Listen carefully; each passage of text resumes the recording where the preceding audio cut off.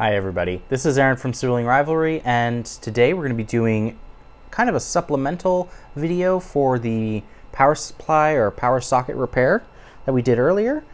So we're going to be replacing both sockets, the one on the power supply, which you can see I've already cut off, as well as the one for your printer itself. Now this is for the Kingroon printer, but it's applicable to any other printer that uses the same sort of jack.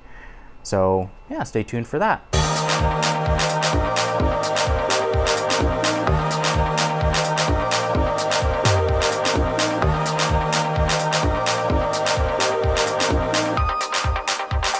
A machine that can make copies of almost anything. Welcome back from the intro. Duncan's being a little goober. Hey buddy. He's being really affectionate today, which is not conducive to work. So, first thing we're going to do is take the SD card out of the printer. Pet Duncan, because he needs constant love and affection. I love you, buddy. And sorry if my beard brushes this. We've been kind of toying with grooming, and we might have a video on that in the future. Okay, I don't know how well this is going to work. You need all the attention, don't you? Okay, so these sockets are the same ones we got on Amazon earlier. If you find one on a like a electronic supply store, I would suggest getting those over these because I don't know what the rating is on these. I can't guarantee that they're going to be sufficient, but I'm going to keep trying. So yeah, if you're going to use the ones that we linked down below, use them at your own risk. I know Adafruit, as well as I think if you're in Canada, Elmwood Electronics stocks these where they're actually rated for certain currents and voltages, so maybe look into those. If you're not familiar with the power jack problem on the Kingroon printers, I'm actually going to show you a little bit that I saved from the original power jack here. So I don't know how well you can see that, but it's pretty melted. So there's an issue with the current and the socket connection. So the socket melted and deformed, and it looked like it was actually initially damaged in shipping as well. And then that caused catastrophic failure, which I actually had the power socket on this replaced with another one of these the other day, and the socket in the printer doesn't seem to couple properly, so it was arcing and it melted the plastic, and then there was smoke everywhere. It was a whole thing.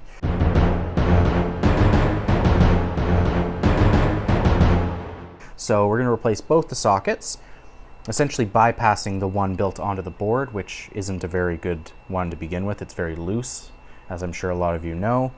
So we're going to get started here. And actually, yeah, I'll show you guys a quick close-up of that. I'm just going to use my phone here. So yeah, we're going to be replacing, not really replacing, but bypassing this socket right here. And I'm going to open up this printer, same way we did it last time. Essentially, you want to remove these two screws, these two, and then once we flip this on its side, which I'm going to try and do the least destructive way possible, you're going to want to remove this one, this one, this one, the middle one there, as well as these two, and that will allow you to take this metal cowl off.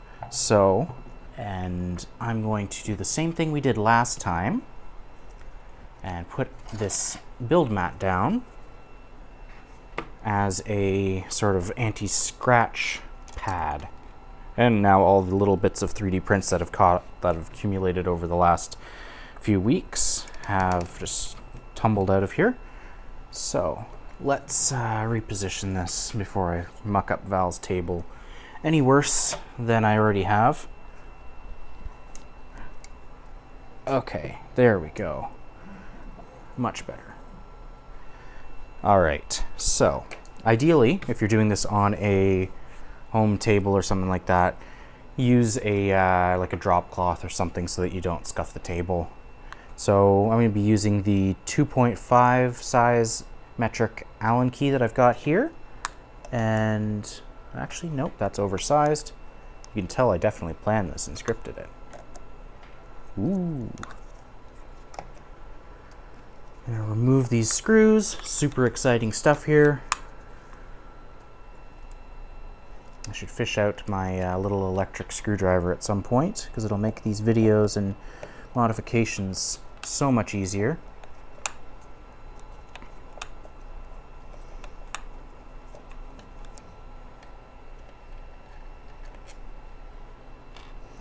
And if you're wondering what that noise in the background is, it is my other Kingroon printer printing some cool 3D Solutech marble.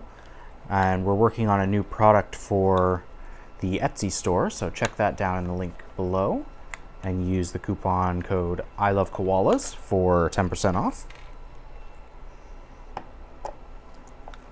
That was unscripted, so it's amazing that I actually said it without messing it up too much.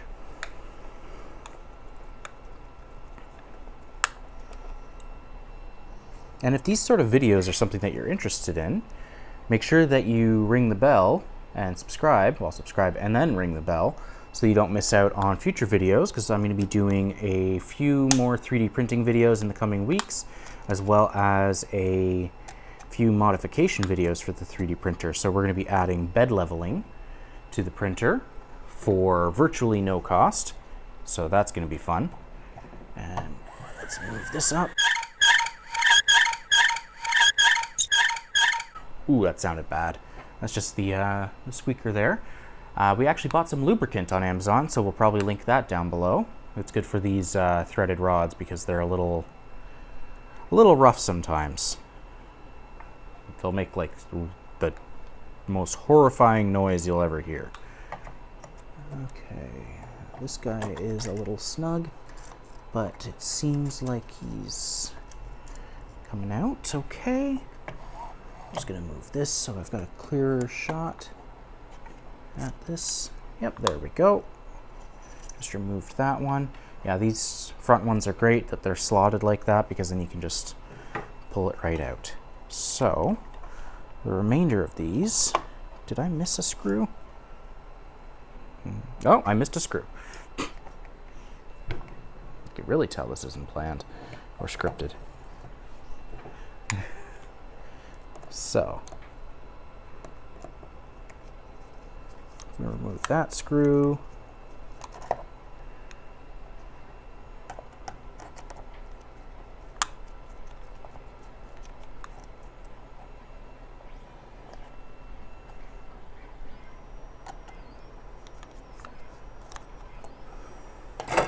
Oh, there we go. That is evidence that it has come off. Okay, so let's slide this back, take this off. I'm just gonna loosen this cable so that we've got a little more space. I'm just taking the LCD cable off. So if you're not familiar with how to do that, you just pull back on this black tab and like jimmy it, and then, oops. Yeah, essentially at default state it's like this, and then you just kind of pry back on both sides so that it slides open, and then you can slide out the cable without it damaging. Sometimes these are keyed, sometimes they're friction fit. In this case it's friction fit, but still you don't want to mess with it and potentially break it. So I am going to set this off to the side here, and this is the part we're looking for right here. So we're going to take these jacks, which are this jack, which is just essentially an input, which they're being they're running a fan in parallel. The fan built in here to the hot end assembly, that is just running parallel to the power supply. So it's just a 24-volt fan that just runs directly up. It doesn't really do too much other than keep the hot end cool. There's this little vent thing here. It doesn't really work all that great. So I know a lot of people are doing mods for that. I might do one in the future, and we'll get to that when we get to that. So I've got these nice heavy-duty silicone wires. I think they are 16 gauge. Yep, they're 16 gauge. So they're flexible, high temperature resistance, so that's great. I got these on Amazon as well, and I got this on Amazon, which is a auto depth adjusting wire stripper. So you kind of just fiddle with this little knob to adjust the tension on these little grippers, and then you just slide the wire in there like so, and then you go whoop. I'll show you guys on the red one. So let's see if we can get this lined up for the camera.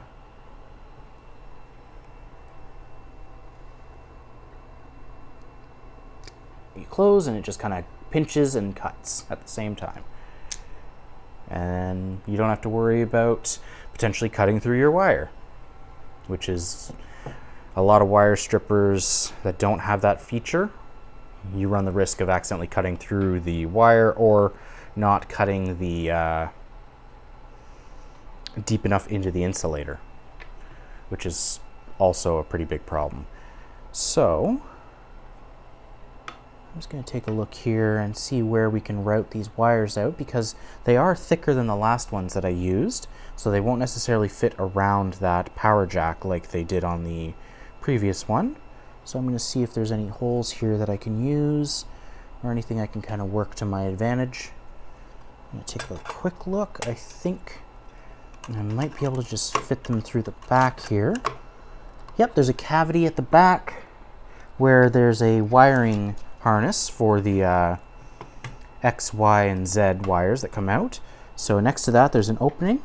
I'm going to just take a picture of that. Or so right here, this part right next to it, if you can see that, let's see if we can get this to there. So that part is just a 3D printed wiring harness sort of thing. It holds all the wires in place that are coming out of here, but next to it is just an opening, so that's handy. So we can just run our wires through there. So that's what we're going to do. We're going to connect this up and do that. So I'm going to use my handy multi-tool because it's got the right size screwdriver for these. You could just use a regular screwdriver. If you have a flat head that fits, you could use that. But I'm just going to use my multi-tool because I have it on me. And it works for literally everything I do. I have two multi-tools, one that's got scissors, one that's got pliers. They're both Leatherman. I know there's a debate about which one's better, Leatherman or Gerber when it comes to multi-tool. I find Leatherman's got better tools and Gerber has better blades. So it's kind of like you would probably want a mix of the two, ideally. So we got the black wire in there. Just gonna run it through the back here, like I just mentioned. You could probably also sneak it through one of the channels on this extrusion, but I'm not going to do that. That seems overly complicated and potentially problematic. So I'm just going to loosen these guys up. I'm going to see if I can flex this a little bit. The great thing about these wires is they can bend, but they'll flex back without any problem. So you can kind of put a pre-bend in it if you need to get into like a tricky spot, but you don't have to worry about that actually bending the wire permanently. It'll just kind of flex out of that state once you apply a little bit of force. And pretty elastic, so to speak. And you don't have to worry about the insulator slowly wearing away with flex. I'm surprised that they don't use more silicone wire for the like the hot end and everything, but it is all properly tensioned and sheathed, so it's not too big of a problem. And this is a budget printer. Like, this was $157 when I bought it, so beggars can't be choosers when it comes to that. I'm just going to take a quick look in here while I have this open and just clean up any dust that I see. Just wipe it off with my finger. Just don't want any buildup if possible, because dust is bad for electronics. And I'm just taking a quick look around just to make sure everything's good and nothing's gonna like catch fire or do something weird. So I think we are good to go. So I'm gonna flip this back around, unlock this, slide the ribbon cable back into place.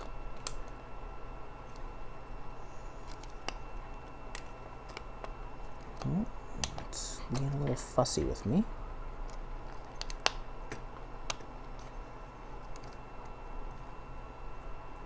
Awesome, that is on there.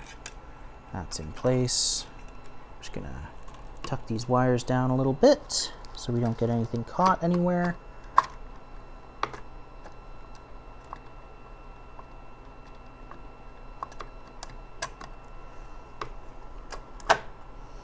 Awesome, that's on there nice and sound. I'm gonna put the screws back in for this so we don't have to worry about that later. The wires are in place. This socket, the initial socket, will still work if you wanted to try it or test it out or anything. You could even potentially make little accessories that plug into it and piggyback off the main 24-volt line, similar to how the fan here is powered. But that's entirely at your discretion. I don't trust this socket. I'm probably just going to cover it in some like rubber cement or something, just kind of insulate it and prevent stuff from getting in there. I might actually, before I do that, I might try desoldering it and replacing it with a higher rated socket, but we'll see how that goes. Okay, so now we're gonna go back to how we had this, and we're gonna knock all the crud off of this unintentionally.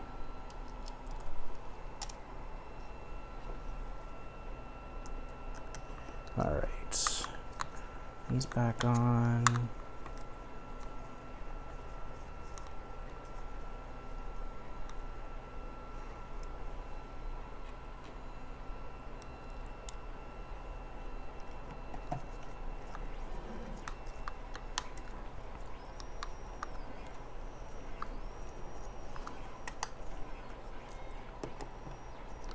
All right.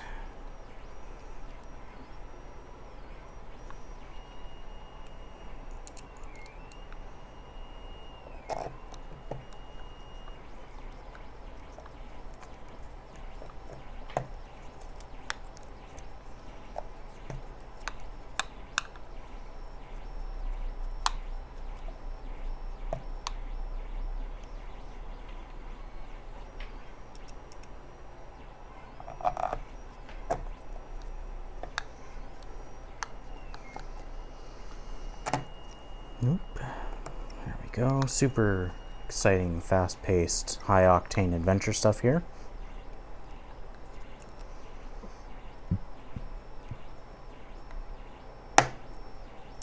There we go.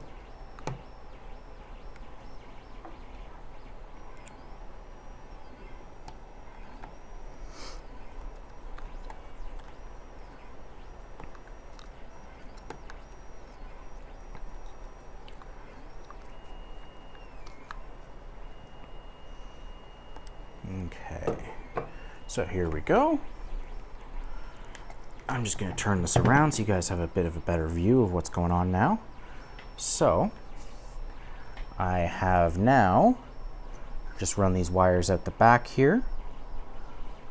This is that little wiring harness I was talking about. And I've just run the wires through the back here. And if you need to run any custom wires or cables or anything, you can also just kind of slide them through the back here because it's not really enclosed all too much. So now I'm going to take the female socket here, and the polarity is already matched on these. It's the same as the polarity on the jack and the power supply. So we just have to put this in the corresponding one. So red is positive, or the plus sign if you're not familiar with that, and black is negative. And I'm just gonna, actually gonna clip this wire off here. It's a little matted. I think that just fell somewhere. We'll find it in a sec. Not a big deal.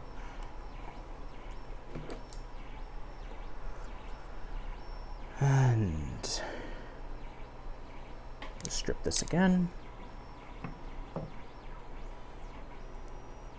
Do a nice twist on there. You could pre-tin these if you wanted to, but I believe there were some studies that showed that pre-tinning your wires for this sort of thing actually can prevent or can cause more issues than it solves. So do so at your own risk. Well, for me, it's more of a cosmetic thing than an actual conductive thing. You don't have to use these screw terminal connectors either. You could solder directly to one and just use some heat shrink tube, or you could get a solderable one of these. And let's just cut this off. A little pigtail. And we're going to go do the same thing here. There we go. And if you're wondering what I'm doing with the screwdriver here, I'm actually just raising these little tabs up because sometimes they get, if they've been applied down too long or in the factory, they lose some of their spring to them. They won't go back up. They'll kind of stay in the locked position almost. You ideally want to get these that have, ones of these that have the mechanical plunger, like the little part that actually shifts down and locks onto it. But these spring metal ones are perfectly fine as well. They're not going to kill you or anything.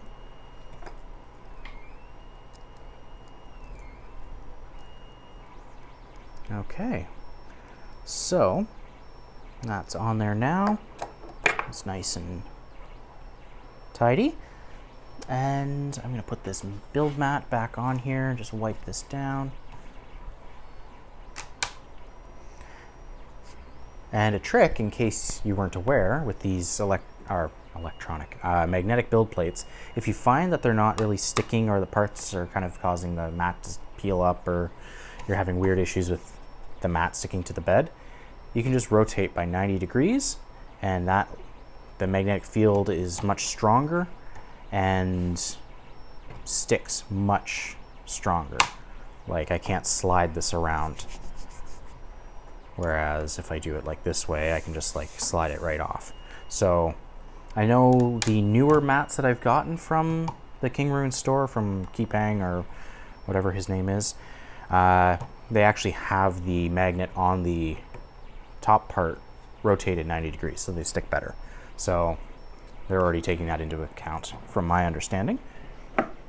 So that concludes part one of this, and now we're going to do the same thing pretty much on this power supply. So I tested both of my supplies and probed them to make sure that the polarity was the same. The red wire is positive, black wire is negative, and it's always good to check because you should never trust someone else when it comes to your own safety or safety of your electronics.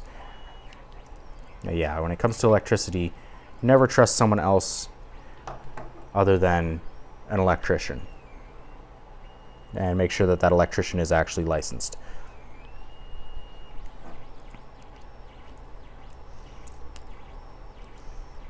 So we're literally doing the exact same thing here, just adding the male jack. You could swap these over if you wanted. It doesn't really matter which side is male and which side is female, just as long as the polarity matches.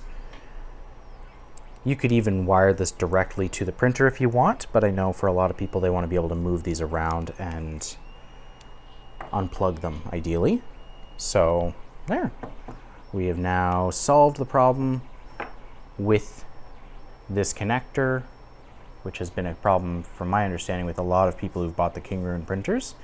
The socket is way too loose and it just disconnects power-wise, and you end up with all sorts of weird problems. So I hope this video was informative for you guys.